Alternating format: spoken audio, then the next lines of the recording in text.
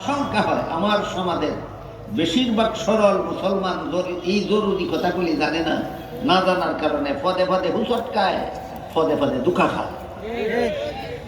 এই হুচট খাওয়ার হাত থেকে, দুঃখা খাওয়ার হাত থেকে সরল মুসলমানদের হেফাজতের জন্য এই প্রসঙ্গে আমার কয়েকটা জরুরি কথা আছে। বলি যে বিন্দু মাত্র অবিচার করা হবে না। যে আল্লাহ বলছে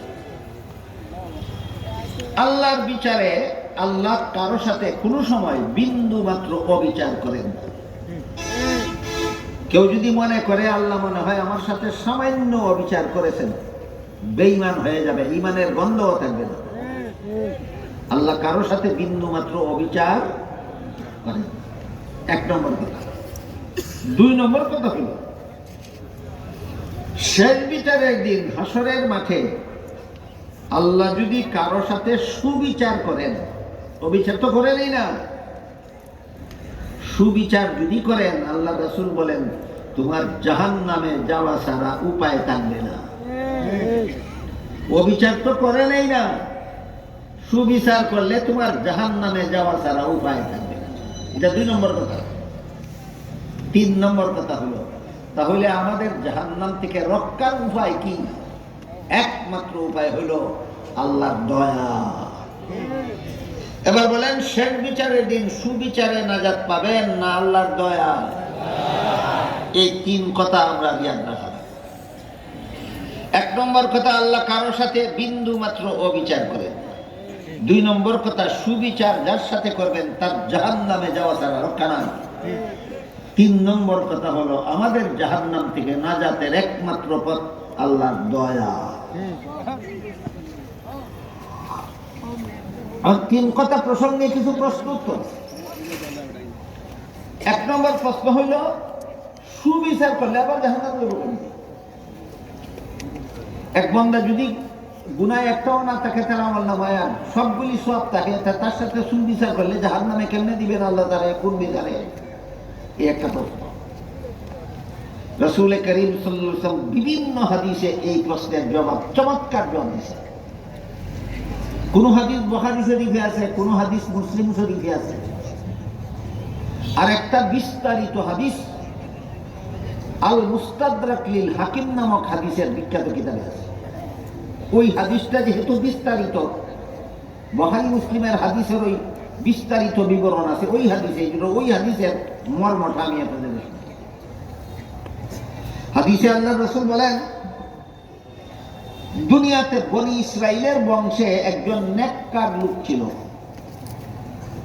1500 বছর পর্যন্ত আল্লাহর ইবাদত করেছিল নির্ভেজাল। কতদিন? কেমন ইবাদত? নির্ভেজাল। অনেক সময় সমাজে বসবাস করে ইবাদত নির্ভেজাল করা কঠিন। অনেক সময় পরিস্থিতি এমন দাঁড়ায় যে সমাজে থেকে নির্ভেজাল ইবাদত করতে ব্যাঘাত হয়। যেমন আজকালকার একটা মহাবিপদ আবিষ্কার হয়েছে mobile phone. Mobile phone pocket লিয়া মসজিদে গিয়ে জমাত শরীফ সাইলেন্ট করে না। আর তার বন্ধুটাও এত বড় বুদ্ধিমান, নিয়ত বান্দার পরে যে রিং দিল, বেটা নমাজ অকার হয়েছে, এখানে রিসিভ করতে পারে না, সালাম ফিরানি রাখ পর্যন্ত এই বুথে রিং দিতেই থাকে। আরে তোরে বুথে ধরছি, তুই তো বুঝতে যে হ্যাঁ ধরতে হচ্ছে না, আমি 5টা মিনিট টাইম দিয়ে আবার করি। এসব মুসল্লিরা মানুষের সাথে দুস্তি রাখে না, বুথের সাথে। এটার বুথ হলো বুথ। তোরে বুথে ধরছি, তুই একবার রিং দিস ধরছে না, তুই তো বুঝতে হয়তো বেটা ফেসাব পায়খানা করতে গেছে, নামাজ পড়তেছে, বেলে বুকেও করতেছে, বেলে বাথরুম আছে, তুই 5টা মিনিট পরে করে আসবে না, 5 মিনিটের ভিতরে দরবার করবো। ইওয়াজ কে করতে পারবে? যে তোর যার যার বিবেকের দ্বারা ইওয়াজ গ্রহণ করা দরকার। আল্লাহ রাসূল এক হাদিসে বলেছেন ইস্তাফতি নাফসাকা, অনেক ব্যাপার আছে নিজের বিবেক থেকে শিখতে হয়। বাস নিয়ত বান্দার পর থেকে সালাম ফিরানি পর্যন্ত তার পকেট বাজনা বাজতে রইল। 60 মিনিট নামাজ কেমন মনোযোগী হইল বলেন? তাহলে সমাজ থেকে নির্ভেজাল ইবাদত পালনই করতে হবে। এই মোবাইল বলা আজকে মুসল্লিরে মসজিদে শান্তিতে নামাজ পড়তে দেয় না। আইলে যখন মোবাইলের কথাটা কইয়া যায় বিভিন্ন কোম্পানির মোবাইলের মধ্যে রিংটোন সিস্টেম বিভিন্ন রকম থাকে। এর মধ্যে 15টা রিংটোন সিস্টেম আর যদি থাকে, 13টাই থাকে বাজনা, 2টা থাকে বাজনা ছাড়া। একটা 2টা রিংটোন সিস্টেম বাজনা তার ছাড়া থাকে। বাজনা ছাড়া রিংটোন সেটিং করে না এই দেশের মুসলমানেরা, বাজনা রিংটোন সেটিং করে। এটা 1 নম্বর হারাম। মোবাইলে রিংটোন বাজনা সেটিং করা হারাম।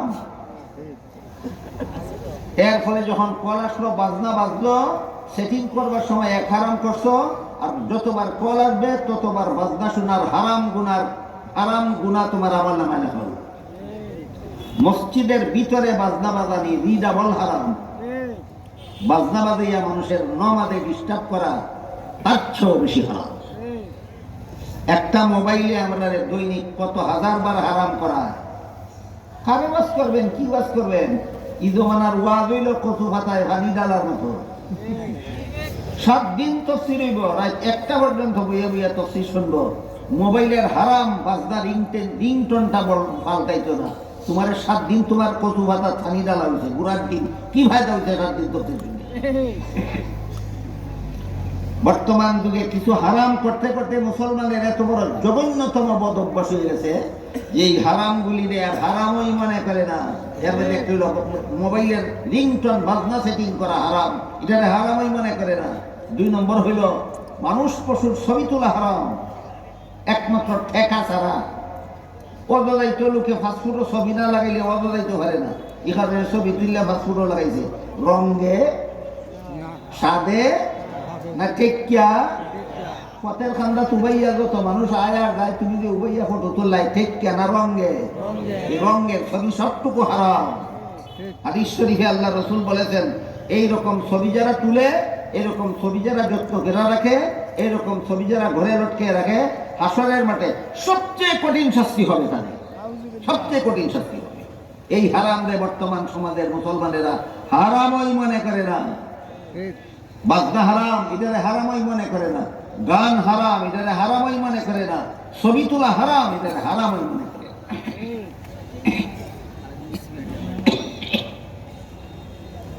চিন্তা করে দেখেন, বর্তমান সমাজে বসবাস করিয়া নির্বেজাল ইবাদত করা কত সহজ না অনেক কঠিন? রাসূল বলেন, ওই বনি ইসরাইলের 500 বছর ইবাদত করনেওয়ালা লোকটা যখন দেখলো সমাজের মানুষের সাথে চলিয়া নির্বেজাল ইবাদত করা কঠিন, মানুষের সমাজ ছাইড়া দিয়া, লোকালয় ছাইড়া দিয়া সাগরের মধ্যে একটা দ্বীপ গেছে নির্বেজাল ইবাদত করতে, যেখানে কোনো মানুষ পশু নাই, বাড়িঘর নাই, দোকানপাট নাই, গান নাই, বাজনা নাই, কোনো ডিস্টার্ব নাই, ব্যাঘাত নাই, এমন একটা দ্বীপে গেছে ইবাদত করতে। খেতে যখন খিদা লাগছে, খানা হইব কই? দ্বীপের মধ্যে তো কোনো খানা পাওয়া যায় না। আল্লাহ রসুল বলেন, আল্লাহর কুদরতি ব্যবস্থায় দ্বীপের মধ্যে একটা ডালিম গাছ সৃষ্টি করে দিয়েছে। ডালিম ফাইদা খায়, পেটের খিদা নিবারণ। যখন পানির পিপাসা লাগলো, সাগরের লুনা পানি তো পান করা যায় না, এখন পানি পাইবে কোথায়? আল্লাহ রসুল বলেন, আল্লাহ কুদরতি ব্যবস্থায় দ্বীপের মধ্যে আঙ্গুলের মতো ছিদ্র করিয়া একটা মিঠা পানির ঝরনা সৃষ্টি করে দিচ্ছে। খিদা লাগলে একটা ডালিম ফাইদা খায়, খিদা নিবারণ হইয়া যায়। পিপাসা হইলে ঝরনার পানি, 1 গ্লাস পানি খায়, পিপাসা নিবারণ হইয়া যায়। বাকি সময় সে আল্লাহর ইবাদতে কাটায়। এই অবস্থায় লোকটা আল্লাহর ইবাদত করেছিল 500 বছর। এই লোকে আল্লাহর কাছে দোয়া করলো, আল্লাহ আমার জীবনের শেষ সেজদার মধ্যে যেন মরণ হয়। তোমার ইবাদত করার জন্য যে সেজদা করি, এরকম একটা সেজদার মধ্যে যেন আমার মরণ হয়। আর মরলে পরে আমার লাশটা যেন মাটি খাইতে না পারে, কিয়ামত পর্যন্ত আমার লাশটা যেন তোমার দরবারে সেজদার মধ্যে থাকে। তার দোয়া আল্লাহ কবুল করেছে। জীবনের শেষ সেজদার মধ্যেই তার মরণ হয়েছে। লাশটা সেজদার মধ্যে এখনো আছে, কিয়ামত পর্যন্ত থাকে।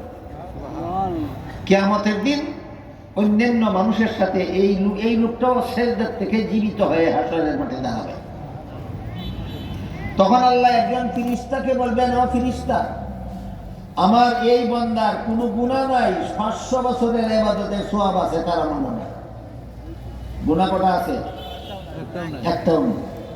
ইবাদত কতদিনের সওয়াব আছে? আল্লাহ বলবেন আমার বান্দাকে আমার দয়ায় জান্নাতে পৌঁছায়। রাসূল বলেন বান্দার সাথে সাথে আল্লাহরে প্রতিবাদ করে কো তোমার দয়ায় জান্নাতে যাব কেন, আমার তো 500 বছরের ইবাদত আছে। রাসূল বলেন আল্লাহ তার কথার কোনো জবাব না দিয়া ফেরেশতাকে আবার বলবেন আমার বান্দারে আমার দয়ায় জান্নাতে পৌঁছায়। ওই লোকে আবারও বলবে আল্লাহ তোমার দয়ায় যদি আমার জান্নাতে যাইতে হয় তাহলে আমার 500 বছরের ইবাদত গেল কোথায়? দুইবার রিপিট করার পরে আল্লাহ বলবেন ঠিক আছে তোমার ইবাদতের হিসাব মিলাইয়া যদি জান্নাতে যাইতে চাও আমার বান্দারা হিসাব মিলাও। এই বলে হাসরের মাঠে আল্লাহর সাথে বান্দার হিসাব মিলানির জমা খরচ শুরু হবে। সর্বপ্রথম আল্লাহ তাআলা জিজ্ঞাসা করবেন তোমারে যখন তোমার মায়ের গর্ভে আমি জন্ম দিয়ে পাঠাইছিলাম তখন যদি জগৎটা দেখার মতো দুইটা চক্ষু আমি দয়া করে তোমারে না দিতাম তাহলে তোমার 500 বছরের ইবাদত কোন হাসপাতালে বিক্রি করলে এরকম দুইটা চক্ষু কিনতে পাওয়া যেত?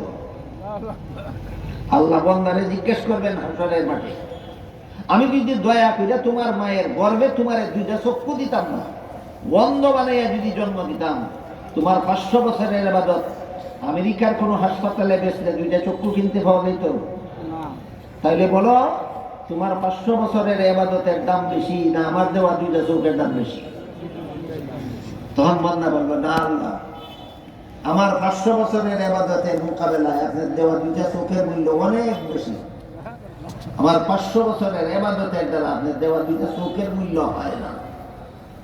আল্লাহ বলবেন তুমি কইতেছো তোমার বিচারে হয় না, আমি মেনে নিলাম তোমার 500 বছরের ইবাদত আমি গ্রহণ করলাম আমার দেওয়া দুইটা চোখের মূল্য হিসাবে। এখন বলো দুইটা কানের মূল্য দিবে কে? আমার দেওয়া দুইটা হাতের মূল্য দিবে কে? আমার দেওয়া দুইটা পায়ের মূল্য দিবে কে? আমার দেওয়া 20টা আঙ্গুলের মূল্য দিবে কে? আমার দেওয়া 32টা দাঁতের মূল্য দিবে কে? আর 500 বছর আমার ইবাদত করতে গিয়া কত লক্ষ ডালিম খাইছিল সেইগুলির মূল্য দিবে কে? কত লক্ষ গ্লাস ঝরনার পানি পান করেছিল সেইগুলির মূল্য দিবে কে? তখন বান্দা জবাব দিতে পারবে না। আল্লাহ রাসূল বলেন বান্দা যখন জবাব দিতে পারবে না তখন আল্লাহ ওই আগের ফেরেশতাকে বলবে এই ফেরেশতা হে আমার পাওনা দিতে পারে না, এটা জাহান্নামে লইয়া দাও। হুকুম পাইয়া ফেরেশতা বান্দারে হেসরাইয়া জাহান্নামের দিকে নিয়ে রওনা হবে। তখন বান্দায় চিৎকার দিয়া বলতে থাকবে আল্লাহ দরকার নাই সুবিচারে দয়া করে এই গেলাম। 16.5 আনা বলেছেন বুঝে থাকতে বলেন হাসরের বিচারে নাজাত পাবেন আল্লাহর সুবিচারে দয়া। এইভাবে ঘটনা দিয়ে আল্লাহ রাসূল হাদিস শরীফে বুঝাইছেন যে আল্লাহর দয়ায় নাজাত পেতে হবে, ইবাদত বন্দেগীর দাবিতে হাসরের বিচারে নাজাত পাওয়া যাবে না। গেল একটা জরুরি বিষয়, আর একটা জরুরি বিষয় আমাদের দেশে কিছু বন্ড ফির আছে, নামাজ নাই, রোজা নাই, হালাল নাই, হারাম নাই, ইবাদত নাই, বন্দেগী নাই, পর্দা নাই, সুসিদা নাই, মাদারে মাদারে কুরানি, আর মহিলা লইয়া বেপর্দা মহিলা লইয়া নাচন আর গান গাওন, আর পুরুষ করণ ছাড়া জীবনের আর কোনো সাধনা নাই।